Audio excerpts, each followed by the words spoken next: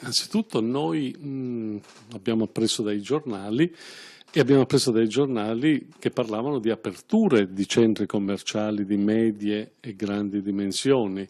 Non siamo stati messi al corrente prima della delibera o comunque della riunione di giunta di quello che succedeva.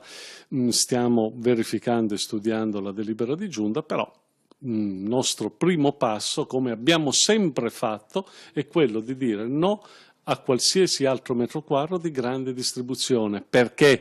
Perché ne abbiamo già troppa di grande distribuzione nel Veneto. Nel Veneto abbiamo 485 metri quadri per 1000 abitanti di grande distribuzione. Non siamo più in grado di accettarne altro, di assorbirne altro.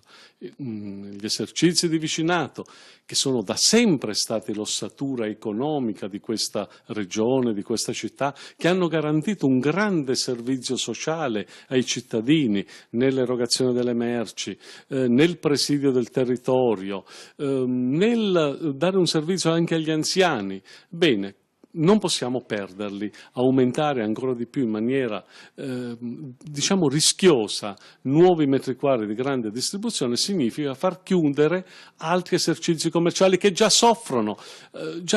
Perché? Perché siamo in un periodo di recessione, siamo in un periodo di contrazione forte dei consumi, la gente non ha soldi in tasca da spendere, i negozianti chiudono. Se vogliamo possiamo andare avanti su questa strada e ancora continuare con le chiusure. Noi non ne facciamo una questione politica. Bitonci ha lavorato bene, sta facendo un buon lavoro in tema di sicurezza, sicuramente c'è qualche, sarà da correggere evidentemente degli interventi, se vuole il confronto noi siamo pronti al confronto, abbiamo collaborato su alcuni temi con questa amministrazione. Per noi non è un problema politico, per noi è un problema di sopravvivenza delle attività commerciali di vicinato, di dare un servizio alla città e di continuare a garantire come dire, quella qualità della vita che abbiamo avuto finora. Ripeto, non possiamo permetterci altri metri quadri di grande distribuzione.